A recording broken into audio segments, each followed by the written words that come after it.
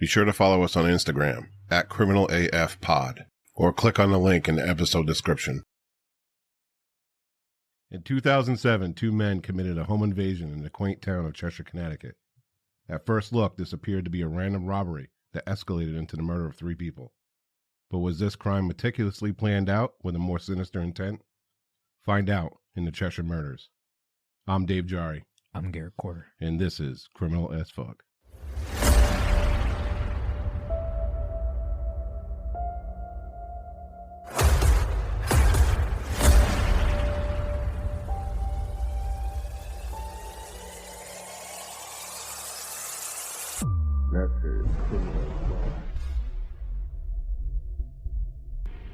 What's good, everybody, and welcome back to another episode of Criminal as Fuck. Once again, I am Dave Jari, and with me, as always, is my co-host, Garrett Quarter. How we doing?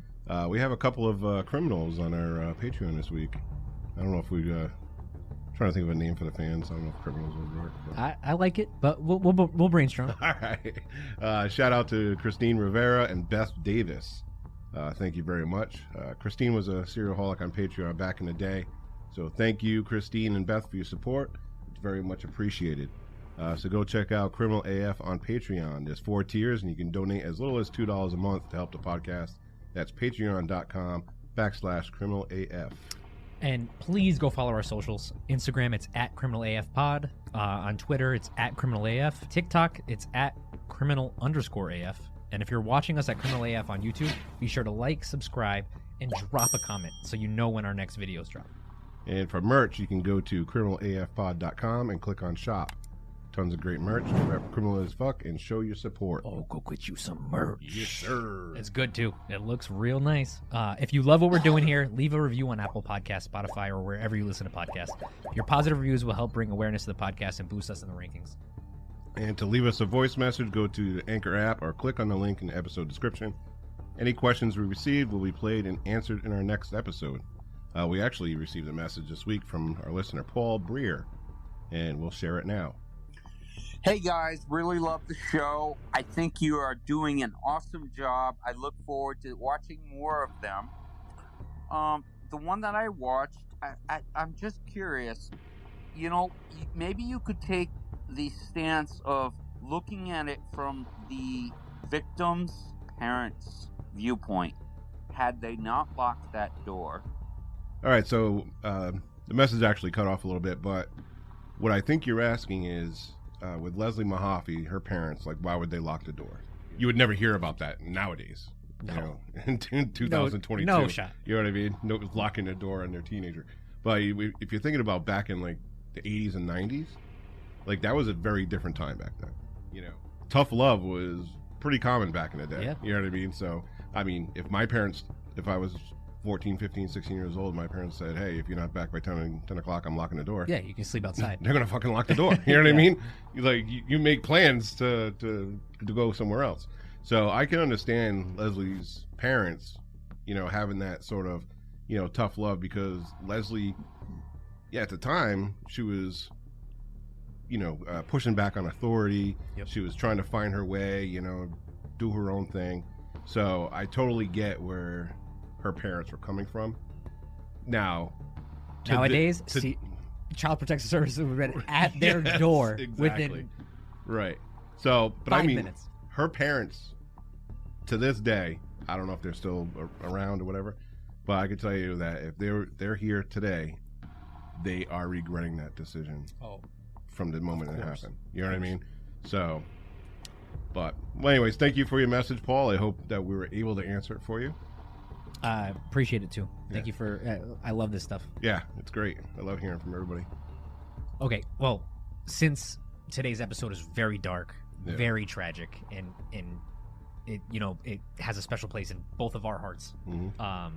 I think we're gonna start off, you know, more lighthearted, get a little funny in our new segment called Florida Man of the Day. And Florida Man of the Day, we're gonna highlight insane criminals in Florida, because this is a criminal as fuck podcast. We're not just going to focus on serial killers, murderers. We're going to cover the whole spectrum. So why not give you a Florida Man of the Day? Because God, just doing a little bit of a deep dive, the stories out of Florida, An unidentified white male fled last month from a Florida adult novelty store with a $300 Jenna Jameson sex doll under his arm. Police report. The suspect walked up to the counter of the Inner Secrets shop in Vero Beach and asked Catherine Morris some questions about the doll. Sadly, an Indian River County Sheriff's Office report does not detail the nature of those inquiries about the product, which deputies incorrectly identified as a Jenna Jameson doll. Following the perp's question time, he grabbed the doll off the counter and ran out of the store. I thought this was hilarious because I said, could you imagine, right? The police, like, at that point, it's the call comes in, hey, theft from a store or whatever. Right. Whatever car he left in, white Bronco. All right, white Bronco. Yeah. Right? So, right, they pull him over. Hey, how fast was it? Did they speed away, or did they kind of? No, they just coasted. Just coasted. Yeah, okay. So imagine, right, this deputy who pulls up, right? 4-5 to dispatch. I have an unidentified male and a female in the passenger seat. Yeah. She's got no arms, but 4-5 to dispatch. I'm gonna go in and pull him over. So he gets out, and then this man just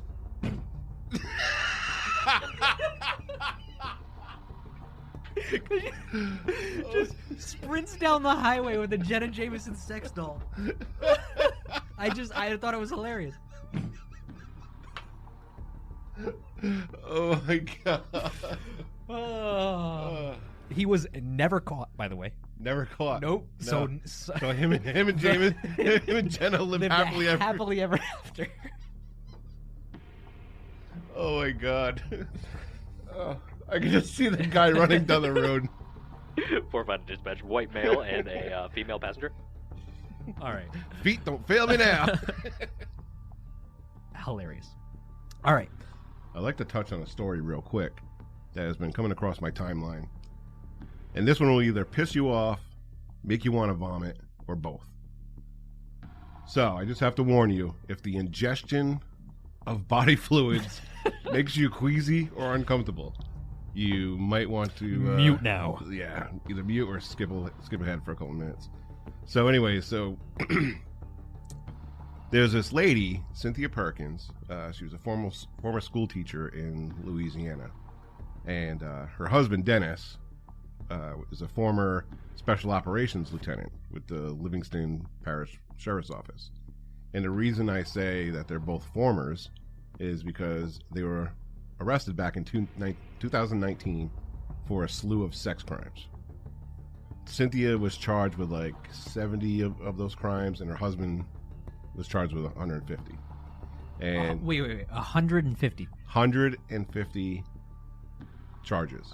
Holy shit. All right. So it involves child pornography, rape of a minor under 13 years old, sexual battery of a child, video voyeurism, and the list just keeps going and going and going and going. It gets pretty specific, but I don't want to go into details. Yeah, it's pretty disgusting.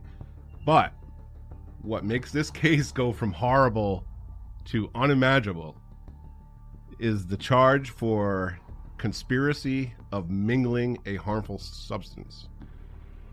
Can you guess what that is? I didn't know that's how they.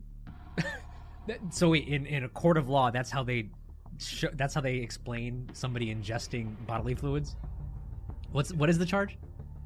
It's conspiracy of mingling a harmful substance. No clue. Couldn't even tell you. All right, so but that's actually comical that they made it sound so nice.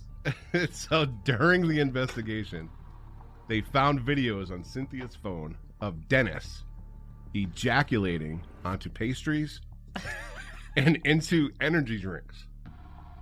Which it's not funny. It's not funny. Which Cynthia it is a little funny. Then served to her junior high class. No fucking yes. way. Oh, so that's like a major. That's like 20, 30 charges right there. So now I understand why he got so many charges. Yeah. So what a sick fuck. Yes. Holy. So this has been coming over like, I don't know, every so often I'll see it and I'm like, this is just mind-boggling. Like who sits there and is like, hey, let me jack off on your pastries so you can send them to your kids. Jesus. And this dude's I guess from what it says that this guy, I guess he was like a lieutenant in the SWAT or some shit for the parish down there in Louisiana. I guess the lie detector didn't catch him in the police process. How was that psyche eval? Obviously not well. So she was recently sentenced to 41 years in prison as part of a plea deal in exchange for testimony against her now ex-husband. They divorced. So wow. Yeah, wrap your head around that. What a story there. Yeah. Thanks for bringing that one up. Yes. So, but anyways, so we're talking about the Cheshire Murders today, and now that we got this out of the way, it's time to buckle in a little bit. Yeah. And I think this story it hits home because we're from Connecticut, right. So it's like an hour away. Yeah, and it's an hour away from us. I remember it vividly in early high school, and we've all heard these horrific stories about the worst, the scum of the earth, right. Like literally evil people, and this story always hits me even more than the Dahmers and all the other crazy stories. Right. This one really affects me, and I think it was because it was so close to home. I mean, you raised daughters before. Yeah. I have a daughter, and it's just a rough story. Yeah. And when people are in their homes, they expect a certain amount of safety and sanctity and, peace. And to have that all ripped out from underneath you is unfathomable. But, yeah, let's get into it. So, without further ado, this is Chapter 1 of the Cheshire Murders.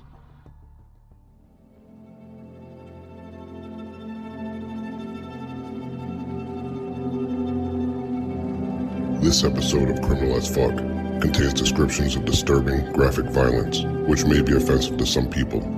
Listener discretion is advised.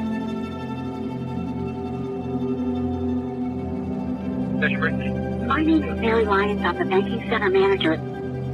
We have a lady who is in our bank right now who says that her husband and children are being held at their house.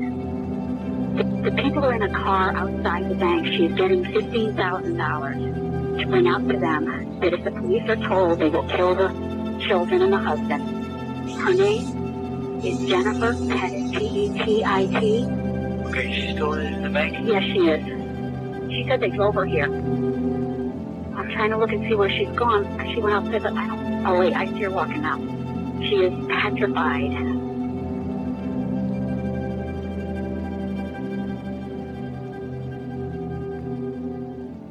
40 minutes after this call, a little after 10 a.m. on July 23, 2007, the home located at 300 Sorghum Mill Drive in Cheshire, Connecticut, was engulfed in flames, and located inside were the bodies of 48-year-old Jennifer Hawk Petit and her two daughters, 17-year-old Haley Petit and 11-year-old Michaela Petit. About 100 yards away from the home were two demolished police cruisers and the Petit's Chrysler Pacifica, stolen just moments before by the two men who set the house ablaze.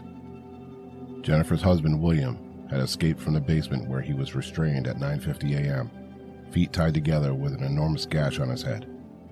By this point, William Petit had lost roughly 7 pints of blood and was barely clinging to life, but he managed to escape from the home and make his way to a neighbor's in a last-ditch effort to save his family.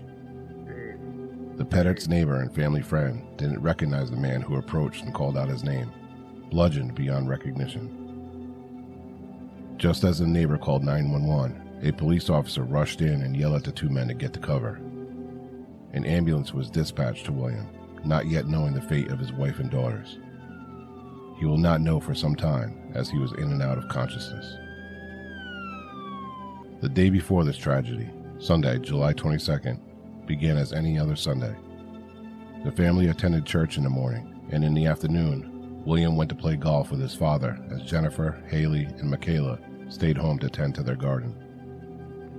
Michaela was excited to prepare their Sunday dinner that evening: bruschetta and a pasta with homemade sauce of native tomatoes, olive oil, basil, and garlic, with homemade balsamic vinaigrette for the salad. Noticing she was a couple of ingredients short, Jennifer and Michaela went to the local Stop and Shop grocery store around 7 p.m., got the ingredients they needed, and headed back home. Dinner was a success. After dinner, William retired to the sunroom to read his medical journals, and Jennifer, Haley, and Michaela gathered to watch some TV. Around 11 p.m., with William asleep on the couch, Haley retired to her room, and Michaela joined Jennifer in her room and read a Harry Potter book. At 3 a.m., as William lay asleep on the couch, he was suddenly bludgeoned in the head 5 to 6 times with a baseball bat, splitting open a large gash, and he lost consciousness. This is the beginning of the Petit's 7-hour nightmare. How did this prominent family in the bedroom community of Cheshire end up being destroyed? William was an endocrinologist, specializing in diabetes treatment. Jennifer was a pediatric nurse and co-director of the health center at Cheshire Academy. Haley was a standout co-captain for the basketball and row teams, destined for Dartmouth in the fall, her father's alma mater, to follow in his footsteps to become a doctor. And Michaela, affectionately known as KK Rosebud to her father, was a caring girl, an old soul, wise beyond her 11 years, whose favorite channel was the Food Network and loved to cook and garden. The beginnings of this tragedy allegedly occurred the moment Jennifer and Michaela went to Stop and Shop, walking through the parking lot to their car. Unbeknownst to them, there was a man watching, monitoring their movement. One would think that it was Jennifer that caught his eye, beautiful and regal, looking well below her 48 years. But it was 11-year-old Michaela who 26-year-old Joshua Komisarjevsky was intrigued by. An alleged pedophile and convicted robber, Komisarjevsky had been convicted of 18 home invasions, each carrying a max of 10 years in prison. He should have been in jail at this very moment, but he made parole each and every time. The thing with Komisarjevsky, he grew up in Cheshire and had lived a short distance away from the Petits. He would later say that this was a random act, but it's plausible that he may have seen Michaela before, maybe riding her bike, possibly working in the garden. We will later learn that his fixation on Michaela was not only disturbing, but downright sickening. On the night of the 22nd, Komisarjevsky followed Jennifer and Michaela back to their home and called his friend, 44-year-old Stephen Hayes, a 30-time arrestee for drugs and theft, and told him to be ready. They had a job to do that night.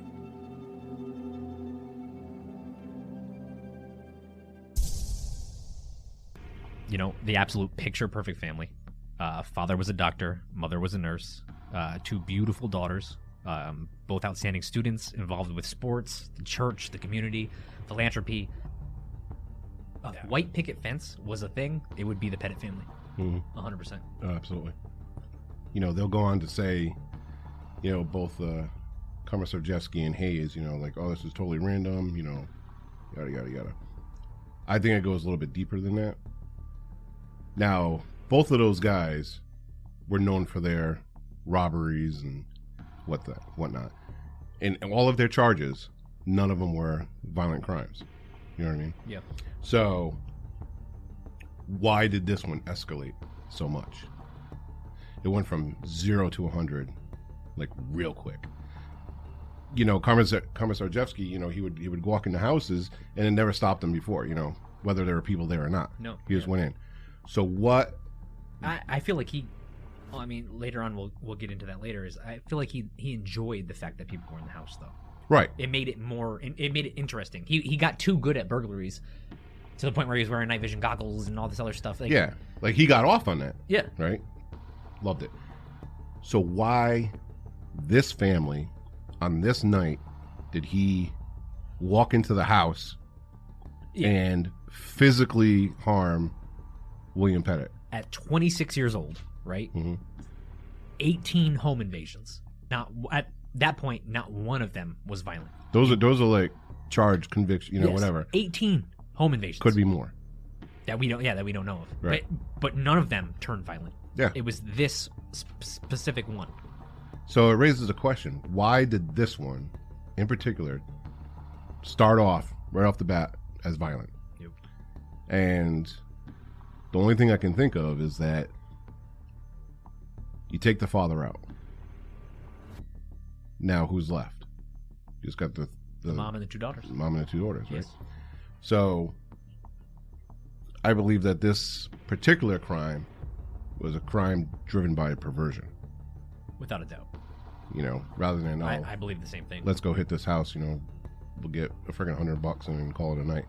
This one was, all right, neither of them will admit it, but Commissar Jeffsky was very intrigued by Michaela. Yeah, from the moment he saw her. It wasn't the mom. It wasn't it wasn't Haley. It was Michaela. Yeah, that sparked his interest. Yep, and it gets a little bit more creepy as we go on.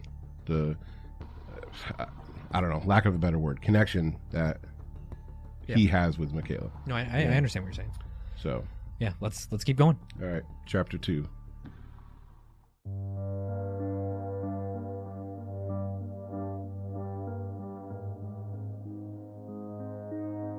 William and Jennifer first met in 1981, as William describes it. I met Jen at Children's Hospital in Pittsburgh for med. She was a new nurse, and I was the know-it-all third-year medical student. I was trying to correct Jen on how to take the blood pressure the correct way, since I had about 3 minutes of experience at that point. But it became clear pretty quickly that she knew more about pediatrics and how to care for kids than I had ever known. They were married in 1985, and by October of 1989, Haley was born, followed by Michaela in November of 1995. In 1999, Jennifer had been diagnosed with multiple sclerosis, a degenerative disease of the central nervous system. Jennifer faced this diagnosis with bravery, refusing to let the disease dictate her life. Haley, 10 years old at the time, felt like she had to do something to help save her mother. She organized fundraiser after fundraiser and established Haley's Hope. Through Haley's determination, she was able to raise $50,000 to help support treatment and find a cure for multiple sclerosis. Michaela had planned to take over the fundraising and create Michaela's Miracle when Haley left for college. The Petit celebrated their 22nd wedding anniversary in April of 2007, and in June, a month before the tragic event, they held a party for Haley's graduation from Miss Porter's school, an all-girls school in Farmington. Michaela was set to attend middle school at Chase Collegiate in the fall. This would never come to be, as two evil monsters would come and destroy this beautiful family, and their loved ones and Cheshire as a whole would never be the same.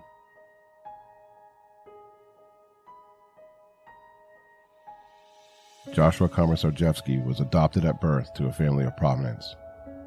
His adoptive grandparents owned 65 acres in Cheshire, which would command a hefty price in today's market. His parents lived below their means, his father an electrician and his mother a librarian. They were both devout Baptists who brought in foster children throughout Komisarjevsky's childhood. One foster child in particular sexually assaulted him on several occasions, and in turn, Komisarjevsky would sexually assault his adoptive sister. He was diagnosed with oppositional defiant disorder, and his mother took him out of school and taught him at home. By 14, he was getting into trouble with some friends and would break into as many as 8 houses a week throughout Cheshire. After the death of his grandfather, Joshua would attempt suicide and was sent to a psychiatric hospital. His parents didn't trust modern medicine, so when he left the hospital, he was sent to a religious camp, but he always found his way back to Cheshire. By 2002, Komisarjevsky was arrested for 18 home invasions, and he would often stay in the houses to listen to the occupants breathe while they slept, because stealing someone's security and sanctity was often better than stealing their possessions. For Stephen Hayes, he wasn't raised in luxury. The oldest of 3 boys to a single mother, Stephen was convicted as an adult at the age of 16. Between 1980 and 2007, Hayes was arrested roughly 30 times and spent most of those years in prison. In 2004, he was arrested for smashing a car window and stealing a purse. He served 2 years in prison and in 2006 was sent to the Stillman House, a halfway house for convicts and drug addicts who integrate back into society. This is where he met Komisarjevsky. The two became an odd pair, Komisarjevsky 26 and Hayes 44. Neither had a history of violent crime, but they bonded over their penchant for stealing and their love for drugs, specifically meth and crack cocaine. In April of 2007, Komisarjevsky was released from the halfway house with the stipulation he wear an ankle monitor for 90 days. Hayes was released a month later. They discussed plans of robbing houses now that they had their freedom. On or about July 20th, Komisarjevsky's ankle monitor was removed, and he and Hayes went right to work. They broke into a few houses on that Friday and Saturday night, but the robberies didn't satisfy their expectations. They had plans to rob drunks, leaving the bar on Sunday night. But plans changed once Komisarjevsky saw the mother and daughter walking through the Stop and Shop parking lot.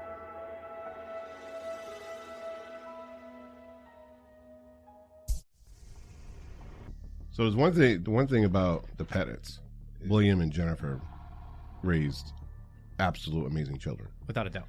You know? Yeah. And when Jennifer found out that she had MS, I think Haley was like 10 years old at the time. Yeah. And she just wanted to do what she could to help save her mother. Yeah.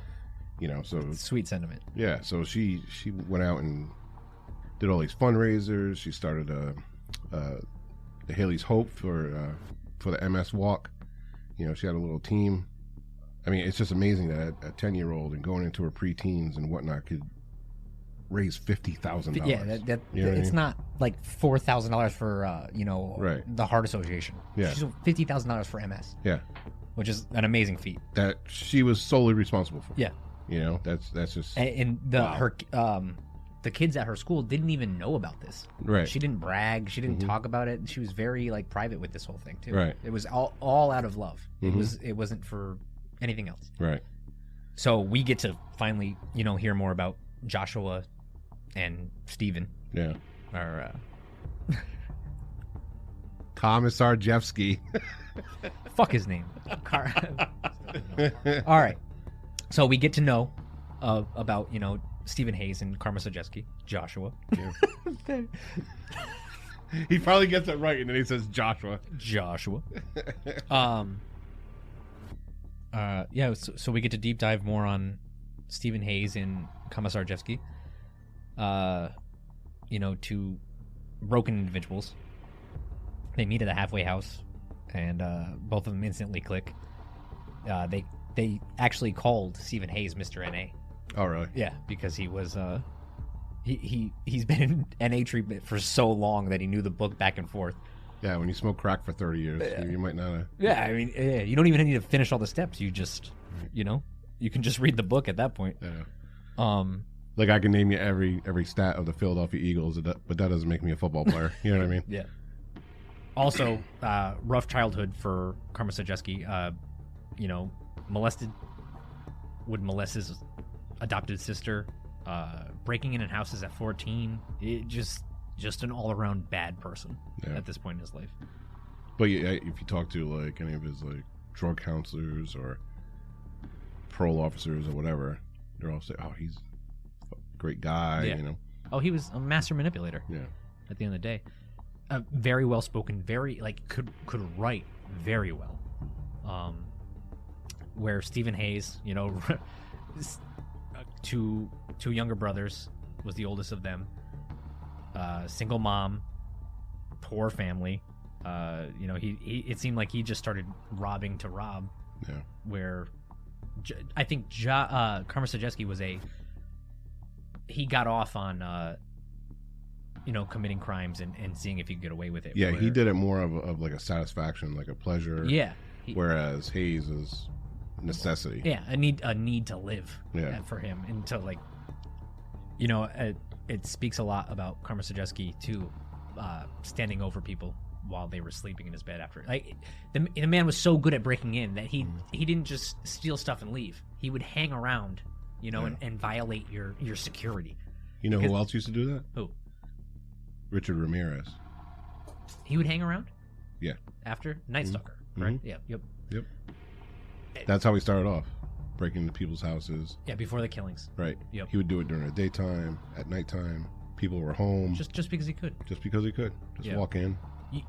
I mean, you have to be skilled at that point. Right. And he would successfully burglarize them too. So he was taking money, he was taking objects, and then just hanging around listening to them sleep. That terrifies me. Mhm. That's a terrifying thing to hear. And then the ankle monitoring coming off in July, and them just going right to work. Yeah. They've been hanging out talking about this for so long, Mhm. and they plan this weekend. Right. Friday, Saturday, Sunday. Yep. His ankle monitor comes off in the afternoon, and that night they're... And then by Sunday, they commit arguably the worst crime you can commit in, history. Mhm. So, once again, just to warn you, there's some graphic information coming up, so be prepared. Chapter 3.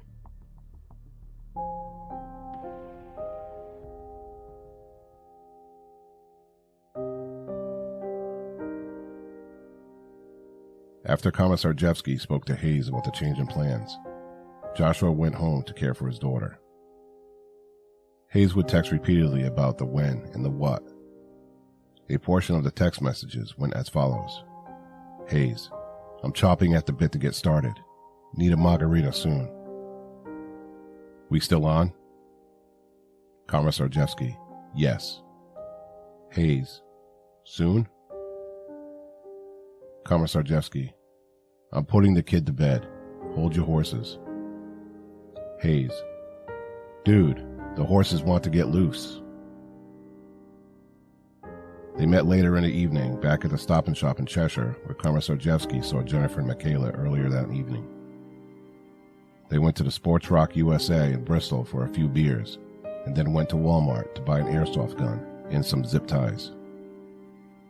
The plan was to use the airsoft gun to threaten the family and then restrain them as they ransacked the house. They parked their car on a side street and walked to 300 Sorghum Hill Drive. The house was dark, other than a light coming from the sunroom. There they saw William Petit sleeping on the couch. Commissar Jeffsky broke in through the basement while Hayes waited outside.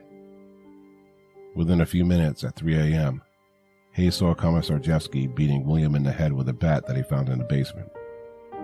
This was not the original plan. Commissar Jeffsky let Hayes in through the back door. William, now coming to, was restrained by the wrists and ankles and recalls one of the men say, "If he moves, shoot him." The two men went upstairs and went into Haley's room and restrained her. Then went into Jennifer's room, where she and Michaela were sleeping. They woke them up, and Commissar Jeffsky brought Michaela to her room while Hayes restrained Jennifer. They all had pillowcases put over their heads, and Jennifer and the girls were tied spread out to their bedposts. Commissar Jeffsky and Hayes then went about the house looking for valuables.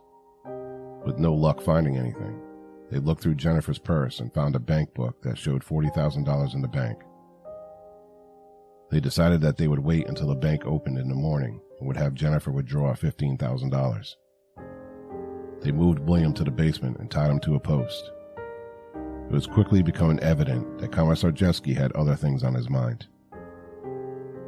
Hayes stated later that Commissar Jeffsky kept disappearing, only to be found in Michaela's room, talking to her.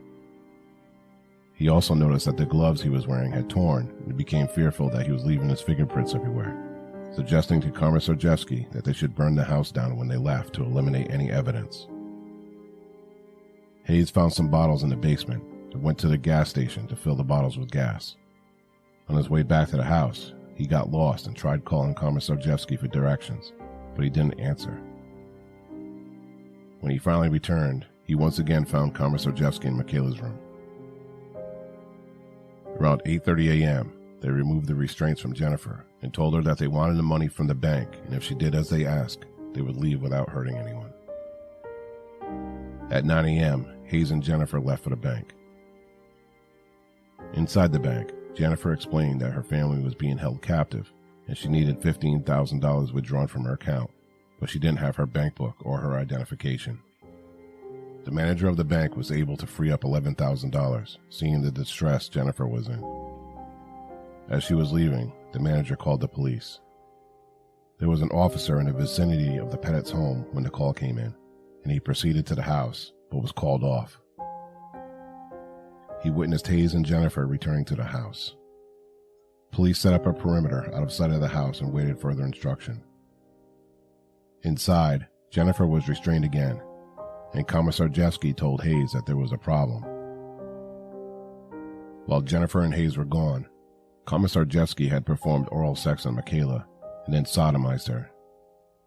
He took pictures and video of the acts on his cell phone and had pictures of Michaela and Haley's breasts and vaginal areas. He told Hayes that he needed to keep things square, suggesting that he now needs to rape Jennifer. Hayes grabbed Jennifer and began raping her on the living room floor, both anally and vaginally.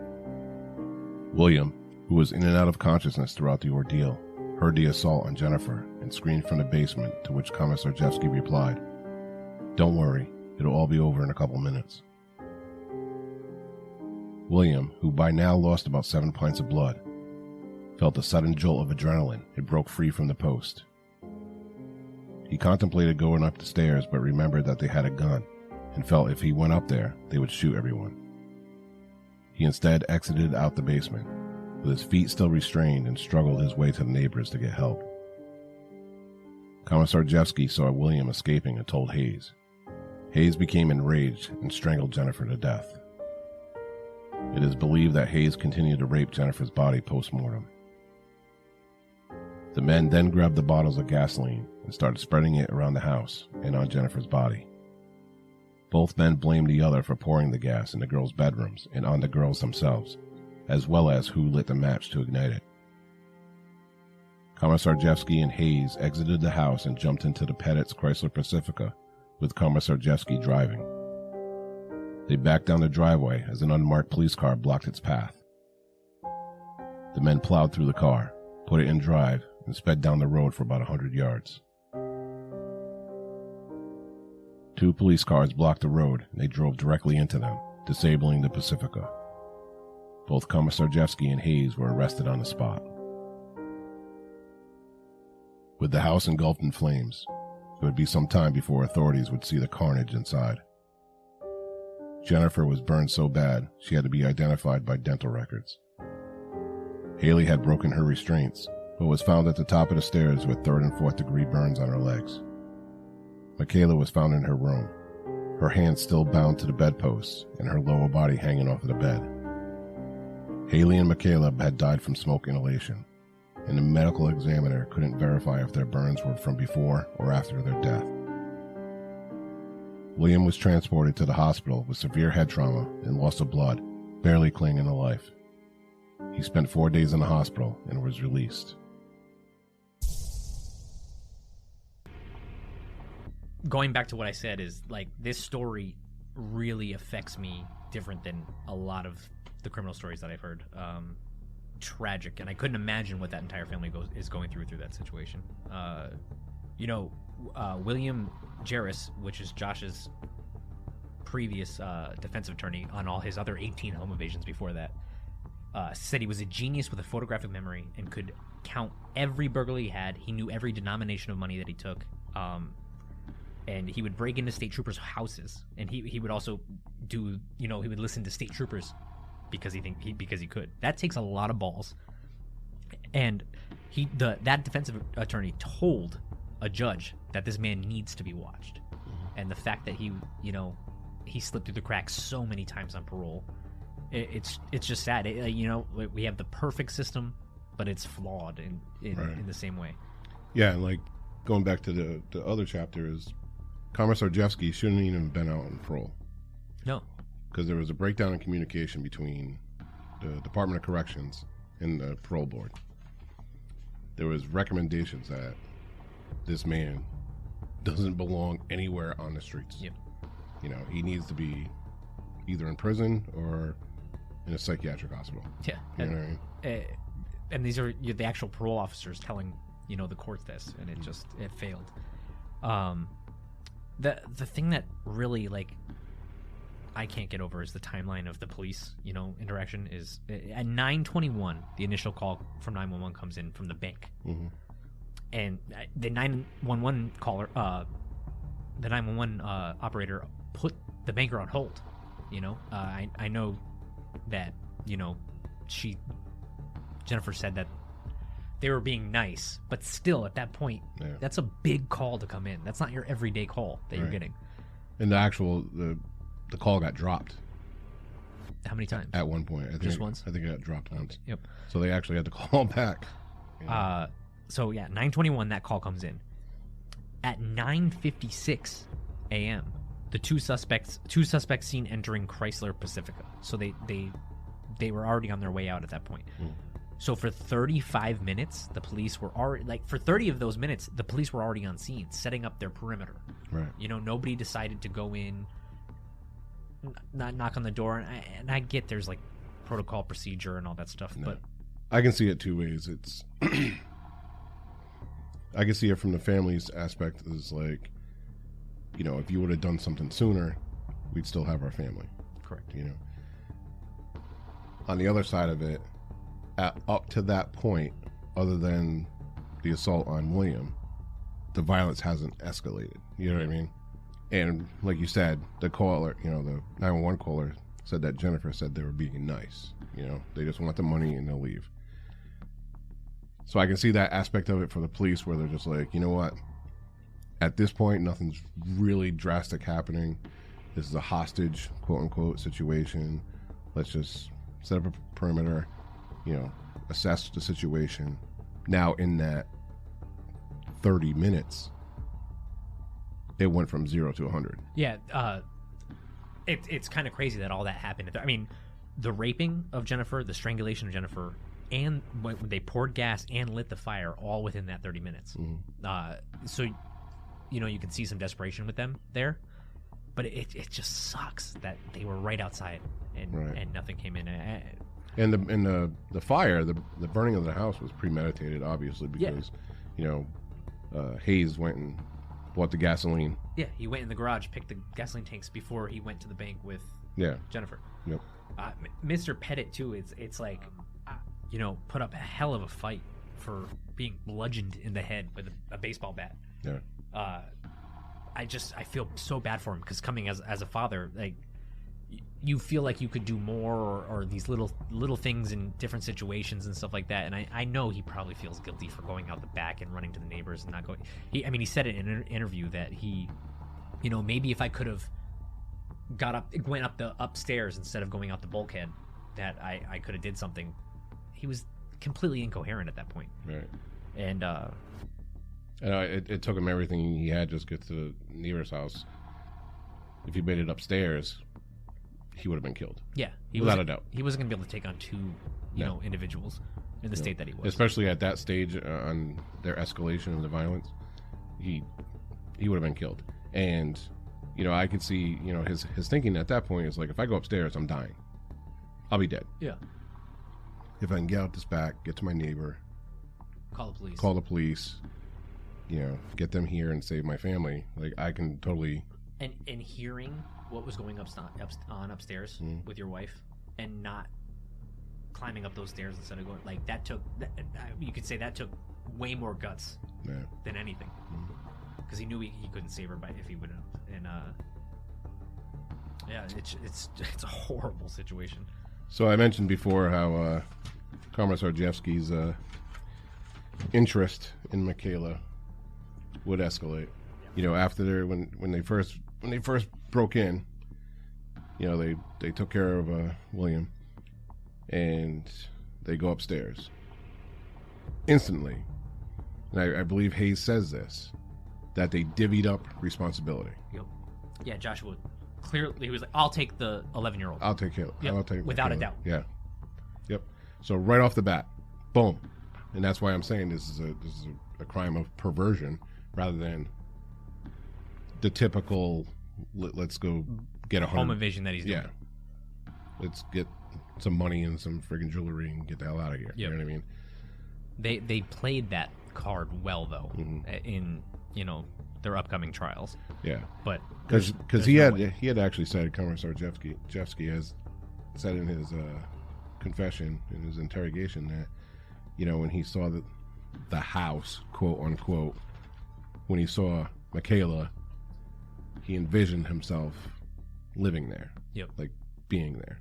Well, he used to drive his girlfriend around, you know, beautiful homes in Cheshire and say, "Oh, I'm gonna get you this home. I'm gonna get you this stuff," which, you know, his girlfriend at that time looked like a 12-year-old girl. Yeah. Yep. So I believe she was 16 when they started dating. Yeah. He was in his 20s. Yep. And the girlfriend's dad even said, I think you're a pedophile. Yeah. And he didn't even try to defend himself. Right. Too. He's like, "Oh, I'm sorry you feel that way." Yeah. Dude. Also, too, the bank teller, like, why? I'm sure this is the bank. You know, I think the bank teller told the manager. The manager came out and talked to Jennifer. Yeah. And I'm sure this is the first time that's ever happened to her. So obviously, you know, you're not gonna react, you know, like this is an everyday thing. Right. But why did nobody keep her there? And I know she went to go run to call the police, and Jennifer kind of bolted out the door. Mm. But that there's so many little situations where this could have changed, at least maybe saved 1 or 2 lives. Mm-hmm. You know, just not Mr. Petit. It's so sad. We'll touch a little bit on what happened to them after, and what William has done since then. So, chapter 4.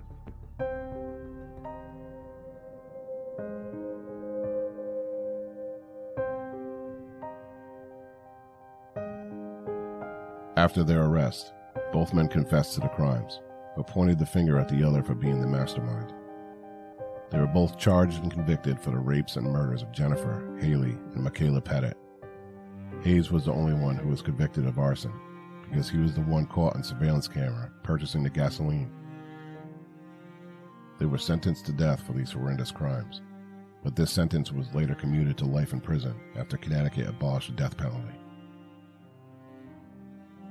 In 2007, letters written by Hayes to a woman in North Carolina were intercepted by the Connecticut Department of Corrections. In the letters, Hayes confesses to have murdered 17 women between the 1980s and 2007. In one confession, Hayes writes, "I picked up this drunk chick hitchhiking."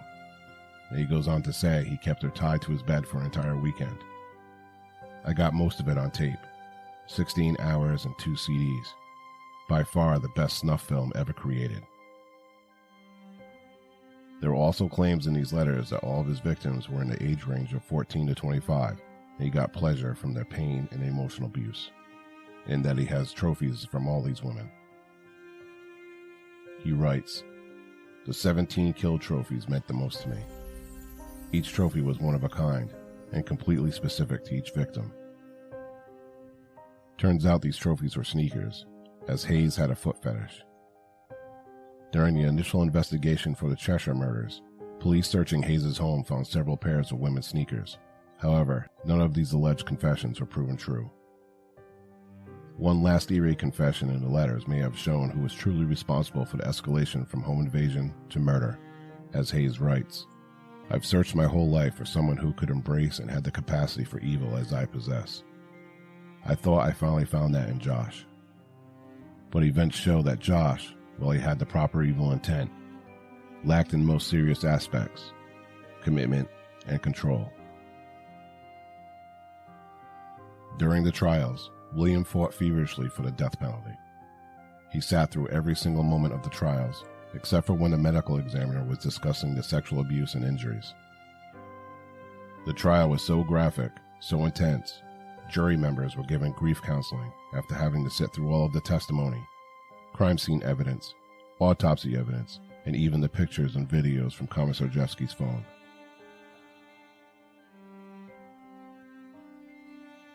Located where the Petit home once stood, now bears a memorial garden to keep the memory of Jennifer, Hayley, and Michaela alive. William is now remarried and has a son. He gave up his practice and is now a Connecticut state representative and is president of the Petit Family Foundation, founded in 2008, which funds are given to foster the education of young people, especially women in the sciences, to improve the lives of those affected by chronic illness and to support the efforts to help and protect those affected by violence in honor of Jennifer, Hayley, and Michaela. The Foundation's mantra is Michaela's favorite saying: "You must be the change you wish to see in the world." He also established Hayley's Hope and Michaela's Miracle Memorial MS Scholarship, which was set up by the Petit and Hawk families to honor Hayley and Michaela, who both worked feverishly to raise funds for their mother, Jennifer, and those affected by multiple sclerosis.